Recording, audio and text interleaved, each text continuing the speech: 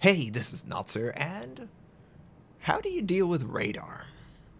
This question is always on my mind when I'm playing in a DD, and it's especially on my mind this weekend because there is a French mission that encourages you to do 50,000 torpedo damage via a ship. Can't do it with an aircraft, so it has to come from stuff that floats on the water. And you can do it in a cruiser, you can do it in a battleship, but you're going to do it in your destroyer. 4 on my team, 5 on the enemy team. It's a natural progression of the arms race, and what does the arms race encourage? To counter destroyers, aircraft carriers, and radar. So how do I deal with radar? Well, I go into it expecting the worst and planning for that before I even make contact with the enemy. So, there's a Des Moines on the enemy team, literally the only cruiser on the enemy team. And I'm approaching Sea Point by myself. The reason being, it could be a free take.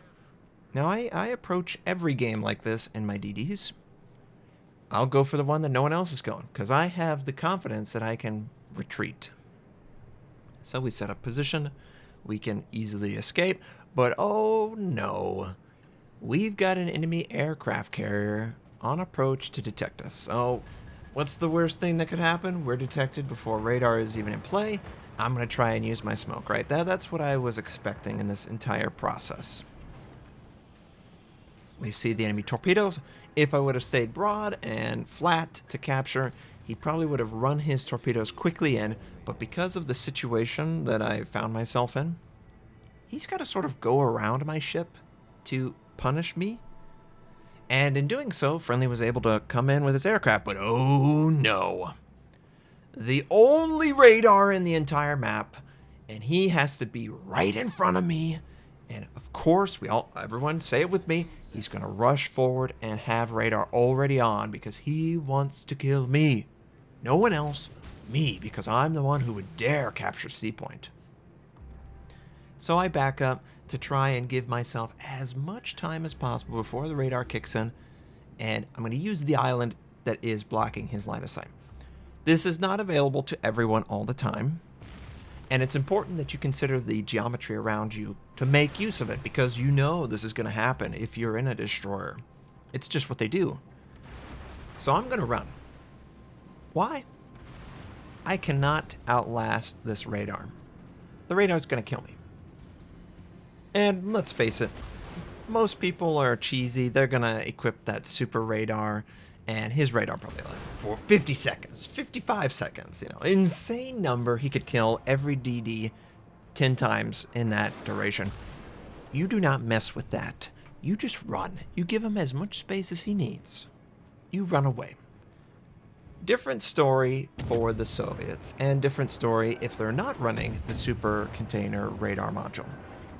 Now, because he was aggressive pushing forward, he's right smack dab in the capture.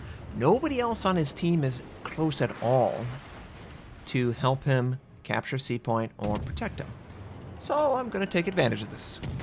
I'm going to punish this plane. You don't usually get that opportunity as the destroyer. Usually, you bail. You don't fire your gun. You completely bail on the point. But we're going to get some payback here. We already got a torpedo strike on him. He's on fire, and I wanted to set a fire to him because I figured that he would put the flood out. I want to kill this guy and keep him from capturing Sea Point. And he's trying to retreat. He's like, whoa, whoa, whoa, whoa, whoa, whoa. I'm not ready for this. I have to be in an ambush position. I'm a Des Moines, okay? I'm supposed to hide behind an island like a little coward until I've got radar and then rush forward and kill you and then retreat and do it all over again? Sound familiar? Oh, that's not going to happen, my friend. We're going to punish this. We're going to kill him. So I rush forward with the Shima. Got a pretty fair idea of exactly when radar is about to come back up. And yeah, I'm openly firing. Who cares? I'm just trying to stop him from capturing. He does get a little chip damage on me. But he's going to waste so much time trying to capture this base. And a lot of players are like, dang it, I'm going to commit to capturing this base. You're just a little destroyer. Yeah, but this little destroyer has a friendly Shima, and the friendly Shima is not happy to be detected by radar and the aircraft, so he's come to bring the pain. And the pain is coming in the form of torpedoes. So this Des Moines, who thought he was going to be oh so cheeky with his radar at Sea Point, punish me, probably kill Oshima, that didn't happen. That wasn't going to happen. Because we set ourselves up to escape that situation. If the aircraft carrier wasn't there, you want to set yourself up when you approach the objective to be facing away from the enemy's closest location. And expect that any radar ship that gets close, aka Des Moines, Baltimore, New Orleans, the Soviets don't really get too close. They will, but it's not the same. When they get close, they're going to round an island, and they're going to try and ambush you outside the island. So whatever the closest, largest island happens to be on the enemy team, it's a good chance that the Des Moines is trying to approach from that location. You do not want to be within 10 kilometers of that island. And you don't want to put yourself in a position where you're going to run into an island. I've done that 1,000 times. This guy's not in a good situation. We're pincering this guy. I'm going to punish him completely. There's nothing he could do.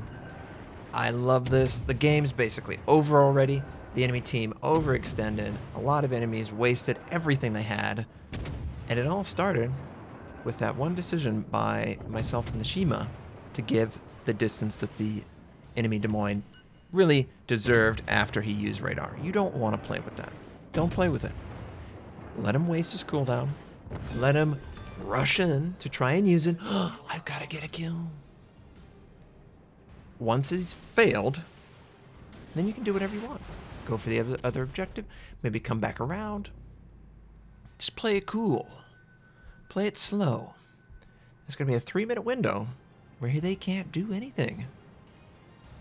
And that's a significant window for destroyers. That's two or three torpedo cycles.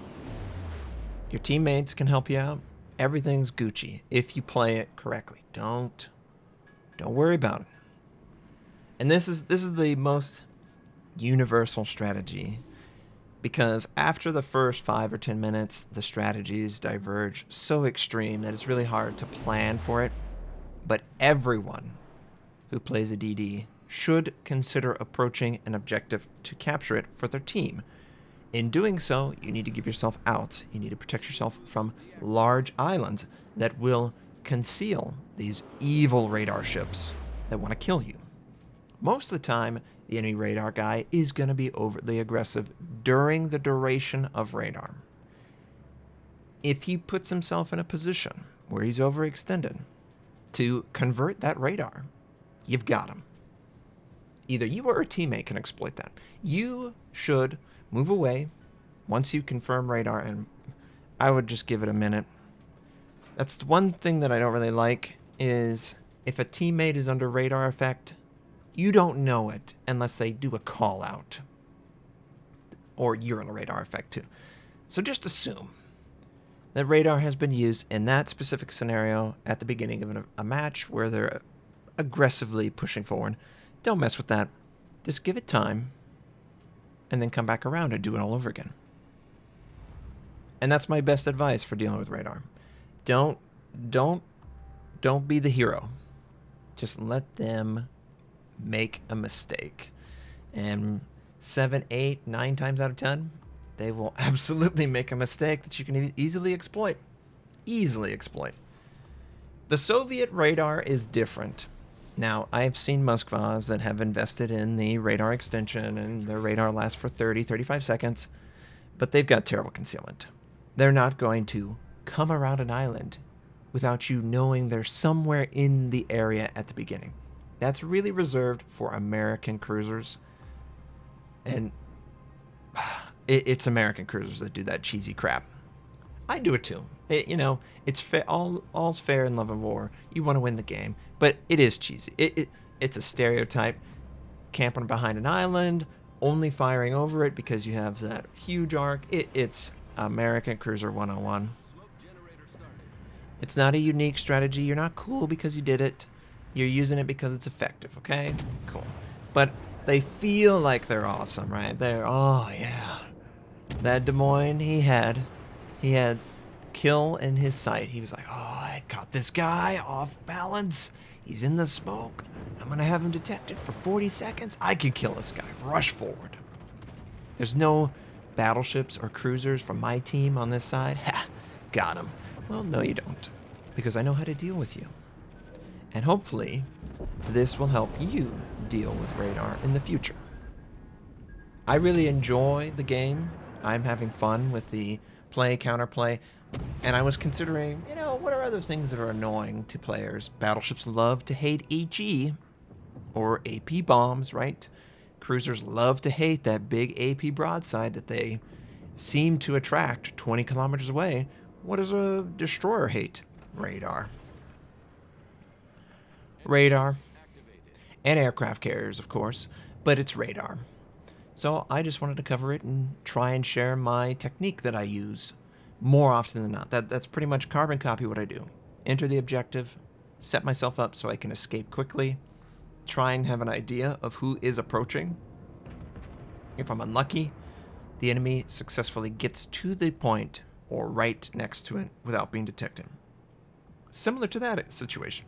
That was basically the worst case scenario. The one thing I had in my advantage, I found an island that could block 2 salvos while I made my escape, and it worked out from there. Sort of off topic, I've really been enjoying my Pan-Asians. I use sort of a gun focus with extra charges so I can just spam the crap out of my boost or my smoke. It's been working out good, and obviously torpedoes on cooldown if we can on targets that are effective. It's hard to dislike the American style. I like the guns, the Pan-Asian torpedoes, and the smoke is just gravy. I hope you enjoyed this. I hope you have a wonderful day, and I'll catch you next time.